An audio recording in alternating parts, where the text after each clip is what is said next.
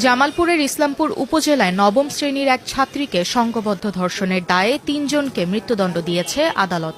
একই সঙ্গে প্রত্যেককে ২ লাখ টাকা করে জরিমানা করা হয়েছে।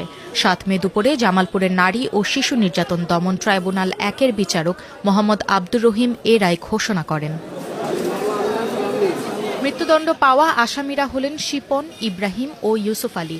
তারা উপজেলার বেলগাছা ইউনিয়নের শিলদহ গ্রামের বাসিন্দা। রায় ঘোষণার সময় তারা আদালতে উপস্থিত ছিলেন। মামলার সংক্ষিপ্ত বিবরণে জানা গেছে, স্থানীয় এক যুবকের সঙ্গে ওই ছাত্রীর প্রেমের সম্পর্ক গড়ে ওঠে। ২০২৪ সালের ১৯ এপ্রিল রাতে ওই ছাত্রীকে একটি পতিত জমির মাঠে ডেকে নেন ওই যুবক। সেখানে ওই ছাত্রীকে ধর্ষণ করেন তিনি।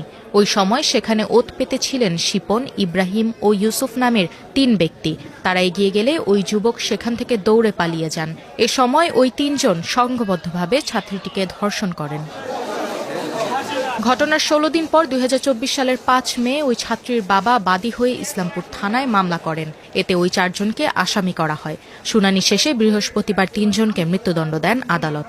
জামালপুর নারী ও শিশু নির্যাতন দমন ট্রাইব্যুনাল ১-এর সরকারি কৌঁসুলি ফজলুল হক জানান, মামলায় আদালত ভুক্তভোগী ছাত্রীসহ ৯ জনের সাক্ষ্য নিয়েছেন। শিপন, ইব্রাহিম এবং ইউসুফ এরা জোর করে এই মেয়েটাকে ধর্ষণ করছে। মেয়েটা স্কুল ছাত্রী ছিল, বয়স ছিল ১৬, ক্লাস 9-এ পড়তো। এই ৩ জনকে শিপন, ইব্রাহিম, ইউসুফ নারী ও শিশু দমন আইনের ৯-৩ ধারায় মৃত্যুদণ্ডের আদেশ প্রদান করেছে এবং প্রত্যেককে ২ লক্ষ টাকা জরিমানার আদেশ দিয়েছে। আসামিরা সবাই ধর্ষণের বিষয়টি স্বীকার করায় অভিযোগ প্রমাণিত হয়েছে।